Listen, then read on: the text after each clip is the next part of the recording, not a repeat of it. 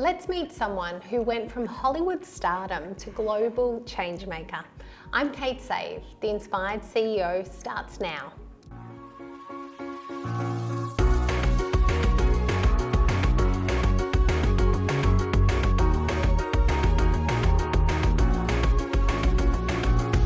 Welcome to The Inspired CEO, where each episode we explore the innovative wellness practices that are driving success and longevity in the modern business world. Briana Evigan is an actress, producer and dancer, best known for her role as Andy West in the Step Up series. As president of Little Bean Productions and co-founder of Move Me, she creates impactful media while leading Abundant Village, an NGO empowering global communities. Briana is also a speaker on Richard Branson's Island. With over 15 years in entertainment, Briana blends artistry and advocacy, using her platform to inspire social change and compassion worldwide. Thank you, Briana, for coming today. Thank you for having me. Now, your story is absolutely incredible. Your whole family has been in the production side of things and movies, and tell me about growing up and now how you've gone to Africa. What does that journey look like, being a part of a very different world? Yeah, it's been amazing. I have the coolest family ever, so I really lucked out there. So good. But yeah, no, it's the best. My dad's, he's been an actor forever. My mom was a ballerina, a model, which gave me the, I didn't think I'd be a hip hop dancer, but they're both in the business. My brother, my sister, musicians, actress as well. And I think I scored with the family that I had growing up in Hollywood, because I think it can be probably a pretty difficult place to find grounding and balance and family, the connection that we all have. So I lucked out, but I grew up in it, and it's been a part of my life, and storytelling and performing and keeping those stories alive now is, what's become so important to me. I've been an actor. I can just imagine what your household must have been like growing up and on family events, having a whole family of characters. Everybody playing music and instruments and performing. And you can flip out all the dance moves. And of course. The upside down booty shake. Yeah, no. I actually, as the third child, I actually was quite quiet and observing and watching, and more of that. My sister was quite loud, and my brother was quite loud, and I was the watcher. The quiet achiever. Yeah, I like that. Okay. Or they called me the silent storm too. Oh yes. But yeah. And so then, what happened? When did you move away from Hollywood, and what was that transition? What was inside of you that helped you make this huge move? Yeah, so when I was 25. I just kind of hit that rock bottom in my own personal way. Yeah.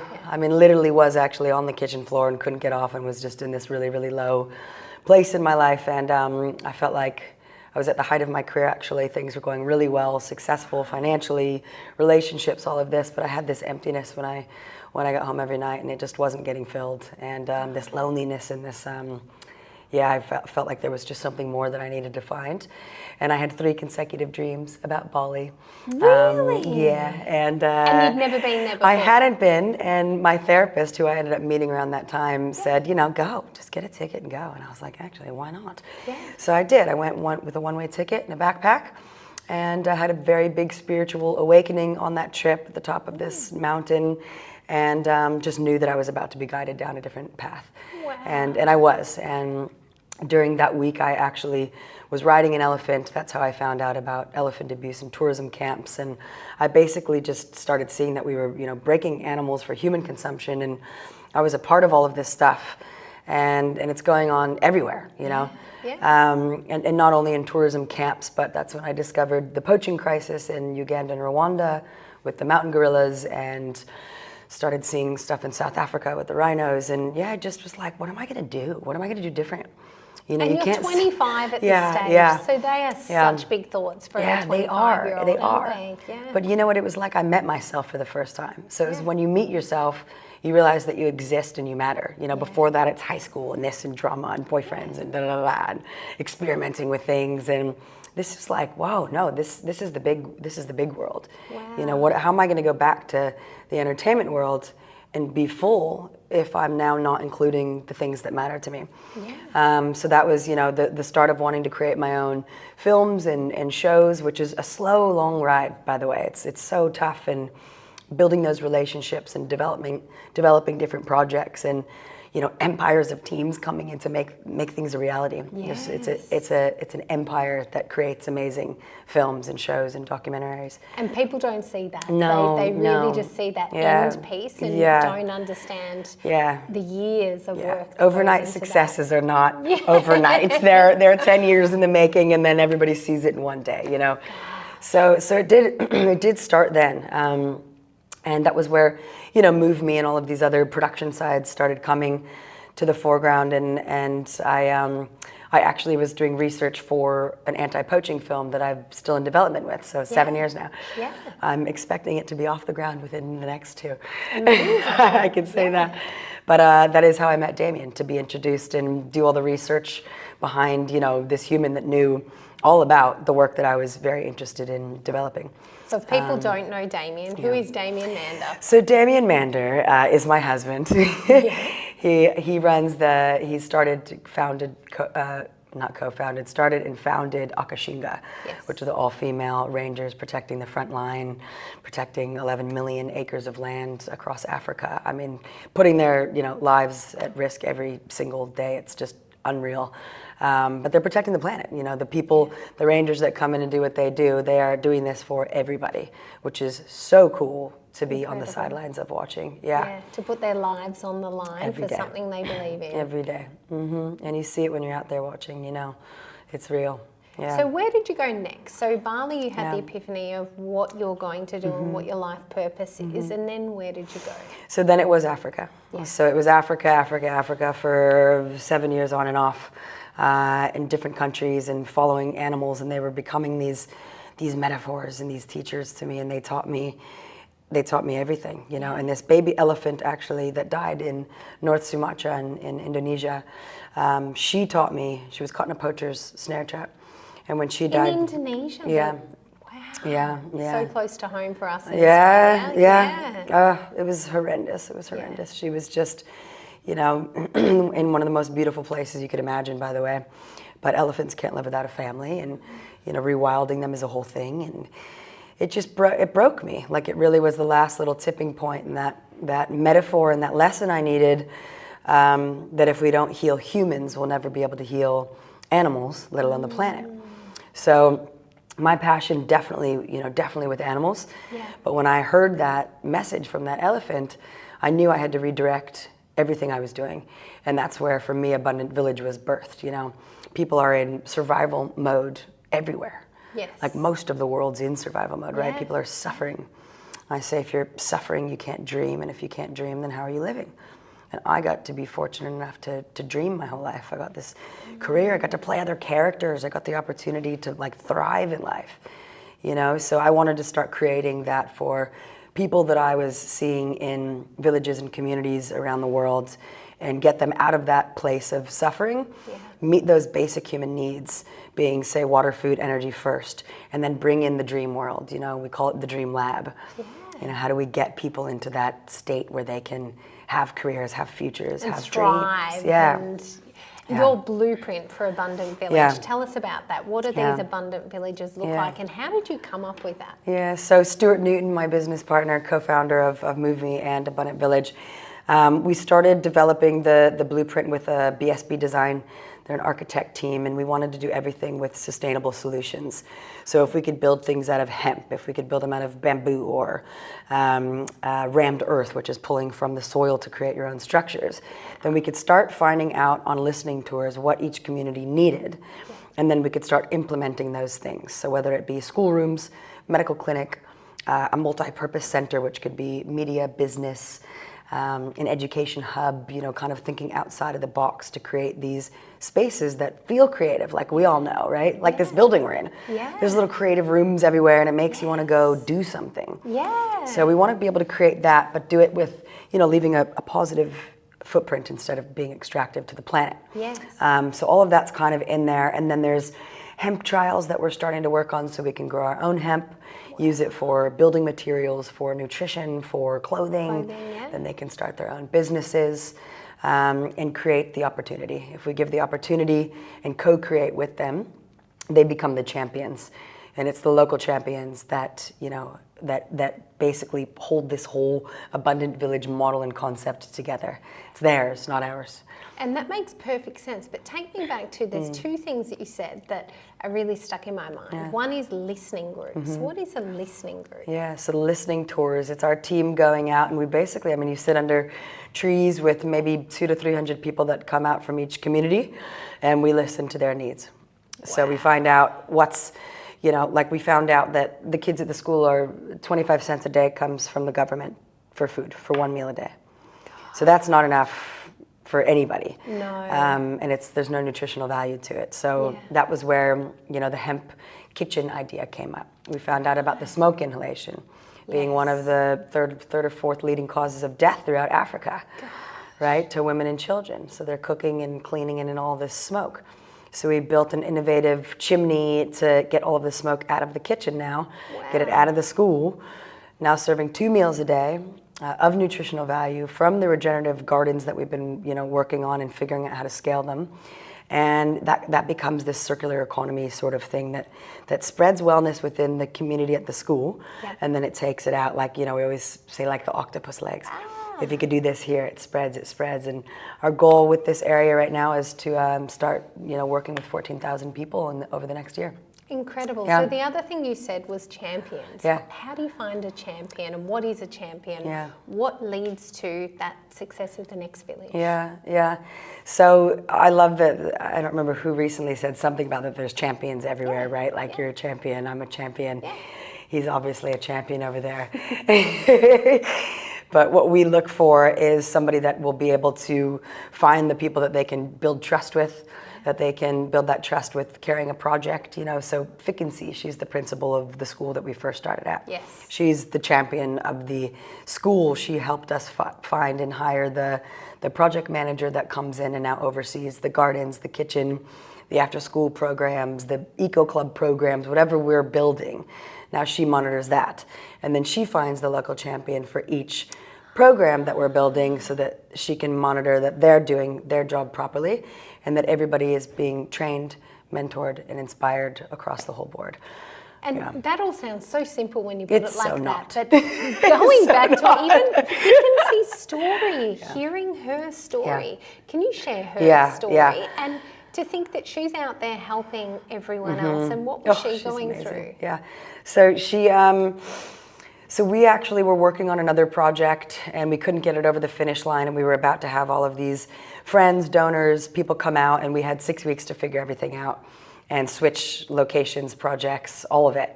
And we found out that this woman, Fickency, had gone through deep depression, had lost her father, mother, and husband all in the same year.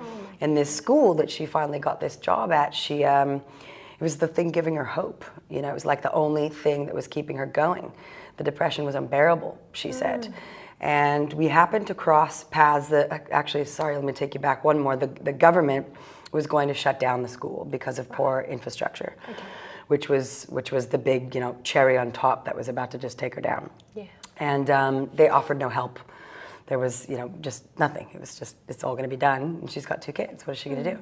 So we happened to cross paths in that week that our stuff was falling apart. Her world was falling apart. We get introduced to her from Tinswallow Game Reserve Lodge that we work with. And we find out, again, listening. What's needed? What's this? How can we do this so that, the government doesn't shut down the school? Yeah. So it was refurbishing the classrooms. The kitchen, that whole situation with sanitation issues and smoke. And so we ended up doing the classrooms, a labyrinth. It was just this contagious spiral that all these people now came out and completed with us in 1 week. And then in 6 weeks, we got to see the other side. Everything was green all of a sudden. Kids were taking spinach home every Friday. There were eggs in the chicken coop. 6 weeks? Yeah, 6 weeks. I mean, it was wild. I was already on another speaking tour, and was getting videos sent like, you guys check this out, just like You've already bulbs. changed their lives It was in so 6 cool. weeks. Yeah, well, they did it. I mean, they all came to the plate. Yeah. They all came, and it was like the most incredible co-creation. And even people on the trip, they just, you know, our friend Jonathan Pritchard, he just cries talking about it every time. Yeah. Like, he's never seen so much connection, and that interconnectivity is so real. You know, it's one of my favorite things to watch human transformation, and we've been getting to witness it every day. Yeah. And with these villages that you're building, so firstly, you've got to have some funding to put the key resources in, and then volunteers to help bring it all together. What does that look like? Where are you getting your funding, and how do you find the volunteers? So right now it's been mainly in the US. Yeah. I'm hoping to start getting more over to the East Coast. I've been using a lot of my network in Los Angeles and those other cities nearby. And Europe is also another area that I'm starting to want to target for this. So it's all been speaking tours, talking, getting up, giving presentations, putting together short videos and sending to different donors that we know, grant applications, all of that. And now this whole next year, we're looking into different ways to accelerate. We made quite a lot of money in the first year, which was amazing to get all of this off the ground. And how many lives do you think you changed in just that first year alone? Yeah, in the first year alone, I'd say, I mean, definitely 1,000. Wow. Definitely 1,000. Because not only within the team, the trip, the school, the teachers, every one of those people go home and have a family. And they have somebody else that's talking to somebody else and someone else. And it's that ripple effect, that domino effect. And giving them hope. Yeah, when... and that's the biggest part. Yeah. Giving the hope. Yeah, I mean, it's huge. And it's hard to find money. Yeah. It's really, really hard because there's so many amazing causes out there. And I think something that we're really looking to do now is lots of partnerships. Yeah. Who's already doing good in this area? Who's doing this that we're not doing, so that we can, you know, come together and bring both of the best to bring it to the table together, instead of trying to reinvent the wheel. And you know, it's like working with Akashinga. Yeah. We did a project with them last year. We're doing another one this year. We cover water in one area, then we can come in and bring the regenerative food gardens and start spreading that out and teaching and building those programs so that people can really learn. You know, we've talked about how do you keep things sustainable. It's hard. Yeah. It's so hard. And I think that partnerships is key, because you've got transparency, you've got trust, there's credibility, and I think a lot of people hesitate when it comes to donating to certain causes because they wonder how much that money is actually getting there. But when you have people on the ground that are witnessing it, and the volunteers and people like Jonathan coming back who cried every day and saw it firsthand, what it really takes and how many lives it's changing. And I think people have got big hearts. It's just keeping it transparent and helping reach as many people as you can. Yeah, and showing people, and I mean, getting those experiences, that is what changes you. You know, you have a change of heart, and it changes the way you live in your life. It changes the way you treat people, look at people, see things, you know. You stop judging. Just everything is different once you've experienced this sort of stuff. And you're a storyteller by nature and by what you do as well. So how does your storytelling ability, how do you use that to help reach more people? Well, one, it's being with the people and telling them, right? When you get to sit down with people and they get to hear, we get to share stories with each other. The other side is bringing Move Me really to the forefront this, I keep saying next year. We're into next year, it's 2025, bringing Move Me into everything we're doing now. So continuing to film everything we do, figuring out the ways to combine and make these stories, you know, really hit home when we share them, whether it be social media stuff in 1 to 2 minute snippets, or continuing to create these shorts, these 10 minutes, these 22 minutes, these, you know, 4 episode sort of things, the films, impact filmmaking. I mean, how can we really, you know, that's where we do want to reinvent the wheel. That's where we do want to find new ways to get people so invested in what we're creating, so that they want to come, they want to go there. They want to change their lifestyle. Yeah, it makes perfect sense, because when you think of your traditional Hollywood films, it's not something you can get involved with. It's not necessarily something you're passionate about. It's a fantasy land, but you can tell stories of real people and give real passion, and people can get involved. Yeah, and the business is changing, you know, so that it's gotten complicated. The entertainment business, I mean. So I'm excited and interested to watch how the next 3 years kind of pan out with all of the changes that have happened with strikes and pandemic and studios and networks and where everybody's headed. But something we really want to do is get people involved in, say, like the impact campaign that happens during the development of a film, so that people can be involved in the long-term success of something, and they can feel like they got to be a part of something great, you know? That is incredible, and that's certainly a whole new landscape when it comes to the film industry. It's so exciting. It's like, you know, there's so much possibility, and you can kind of do anything today, right? You got to go do it. Yeah. And tell people about some of the highlights and the lowlights. So in your career in Hollywood and then where you are now, what are some of the highs and lows? Because I'm sure they're very different, but they would feel high and low just the same. Yeah. So I guess on the entertainment side, you know, some of the highs are just being on incredible films and working with amazing directors and the casts and the crew and having this family every time you make a project. It was just the best feeling. And obviously having some financial abilities at the time was really amazing. I did put pretty much all of my money into Abundant Village and Move Me to get them both off the ground. Some of the lows were, you know, not feeling worthy, rejection constantly, consistently putting everything into something and not getting the reward.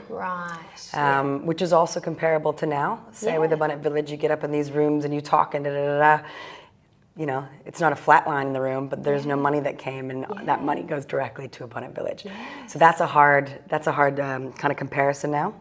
Not that instant reward. That's right. Because if you're on set all day and you're working, at the end it feels great. You did it was a great day. Everybody's happy. You know, you feel like you created something every day. So those would be some of the lows, but the self-worth stuff is real in Hollywood, and I know that a lot of people deal with it, and it's tough. You got to have some like rhino skin to get through that. And then highs and lows now of living in Africa is, I mean, the highs it's a different pace. It's slower. That constant buzz in Los Angeles is overwhelming and exhausting. In Africa, it's like, listen, you know what I mean? Like, let's see what comes. Like, slow down. Everything's still gonna happen. Just let it happen. Like, you know, work on it, create it, but go with things instead of rushing. And you have to work harder to be better. It's like none of that there. For people that are watching, tell us what living in Africa is like.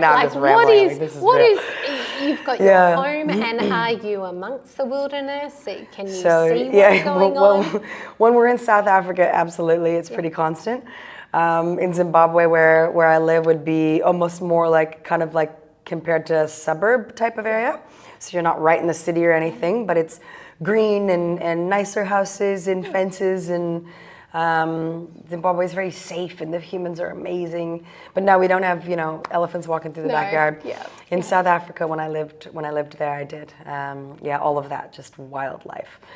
It was wild. But Zimbabwe is naturally wild. There's no fences. It's just, you don't know what's coming when you're out there in the bush. Oh, wow, there you go. Now, becoming a mother, how has that changed your perspective on things? So going back to when you were 25, you had this real life change. Having a child, has that changed anything in you? Oh, it's changed everything. I mean, he's my world. He's, gosh, you don't even understand until you have a kid. It like brings you closer to every woman in the world. It made me have a different respect for my mom and my sister and my sister-in-law and everybody that had children before me, and just see what it takes. Because people say, you know, being a mom's the hardest job. I'm like, no, it's not a job. You don't get paid for it. You don't get to quit. You know, it's like totally different. And it needs a village, It needs a village, it does. You can't do it on your own. No, it would be impossible. It would be impossible. Yeah. But it's the greatest gift. It's a miracle. It changes my perspective on everything I do, all my work. The juggle's hard because you want to be with him and then you want to be working. But the best juggle has been understanding presence, right? Like, be present with him when you're with him. Be present with your work when you're with your work. Because otherwise, you're not in either place. And it's the hardest, like, most guilt-ridden feeling. But working on that has been, like, also a really cool achievement. Like, you can do both. You can do this. And how do you work on yourself? What do you do? Well, honestly, breath work and meditation are my two biggest things that they just get me straight again. So if I do that every day in the afternoon, I'm like reset. Exercise and all that stuff, of course, but meditation, breath work, always. That's the personal, get quiet so you can so you can refocus, find out what the priorities are, get back to what needs to be done, and listen. Listen. Does my kid need me today? Do I need to stop the day? Or does work need me today? And he'll be fine with the village. And tomorrow's another day. And the afternoon I find is really interesting. A lot of people start their day, but you're saying you take the break in the afternoon to reset. I have Why to. is that? So mine's because of time changes. So my second half of the day is the whole US waking up, and I've got calls from 3 to sometimes midnight. Right. So I have to be charged for the second half of the day. Right. Yeah. There we go. So it's still the start of your day in terms of when the stress or the pressure and the busyness. But no, kids change the way you look at everything. They make everything precious all of a sudden. And how important is your health to you? And what does food look like in Africa? So if in our case, we're really lucky because we have gardens at our house. So the food's amazing. I do feel like, we go to the farmers markets and get our groceries from there, so you know where you're getting your food. No pesticides in these gardens. It's as good as it gets. And then, you get your basic stuff at the market, and it's amazing. So good. I think it's amazing. Lots of imported stuff. So there's that, which brings the cost up, and get your little bits and pieces here and there. But overall, it's incredible. And what legacy finally would you like to leave? When would you put your hat down and go, I think my piece here is done? What does that look like, feel like for you? Legacy. So the really cool thing is, if I died today, I'd be pretty happy with my life. That's one thing that's pretty amazing. Not that I want to now that I have a kid. Now I want to live till over 100. You never want to give your kid that sadness. No, I want, my legacy would be that I knew her was probably, and again, this will probably change and I'll rethink it now that you just asked me. But it would be that I gave people the ability to dream. I got to set that into the world, and people got careers and got to fly because of something that we created with Abundant Village. So incredible. And I must say, your documentary, or the series that you have that has the young boy that does music, and you're getting the contract over in the States, and that was just... anybody who watched that would have cried. It was that's the dream. Remarkably beautiful, and how much hope it brought to all of the other children in the village. Yeah, exactly. Yeah, thank you.